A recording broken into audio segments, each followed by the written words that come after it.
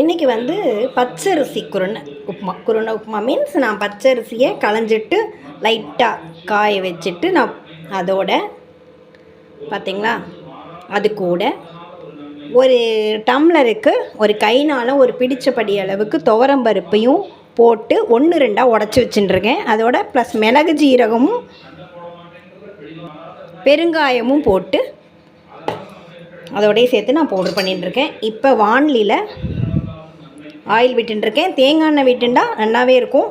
நான் இப்போ cooking oil தான் விட்டுருக்கேன். தேங்காய் எண்ணெய் தீர்ந்து போச்சு. ஸோ கடுகு போட்டுக்கிறேன்.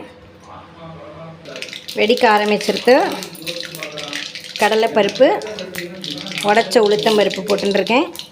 ஆல்ரெடி இதில் மிளகு ஜீரகம் போட்டுட்டேன். ஸோ தேவையில்லை. இப்போ கொஞ்சம் பொடி பண்ண இஞ்சி,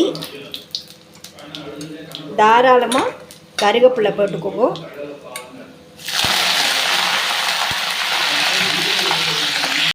ஆல்ரெடி மிளகு காரத்துக்கு போட்டிருக்கேன். அதனால் ஒரே ஒரு ட்ரை சில்லி, திருகின தேங்காய் இப்படியே போட்டுடலாம். கொஞ்சம் நிலக்கடல போட்டுட்டா நல்லாயிருக்கும். போட்டுட்டேன்.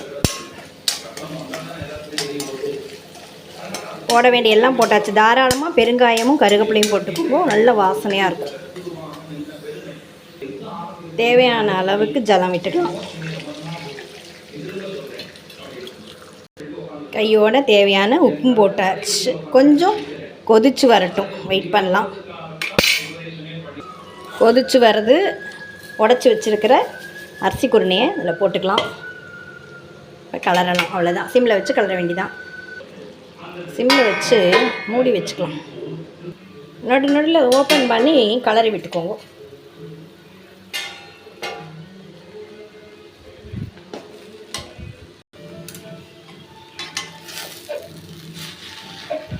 உங்களுக்கு ஜலம் போடல அப்படின்னா பக்கத்தில் கொஞ்சம் வெந்நீரை தலைக்க வச்சு அப்பப்போ கொஞ்சம் கொஞ்சம் விட்டுக்கோங்க. இது கரெக்டாக இருக்குது.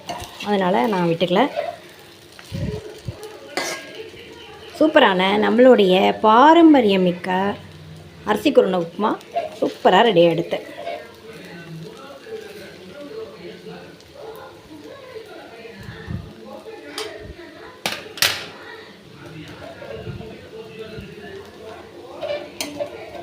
சூப்பராக இருக்குல்ல. இதோட சாம்பாரும் ஒயிட் சட்னியும் சூப்பராக இருக்கும். மீன்ஸ் தேங்காய் சட்னி டேஸ்ட்டாக இருக்கும். இதெல்லாம் வந்து ஹோட்டலில் கிடைக்காது. நம்ம வீட்டில் பண்ணால் தான் உண்டு. எனக்கு ரொம்ப பிடிச்ச டிஃபன் இது.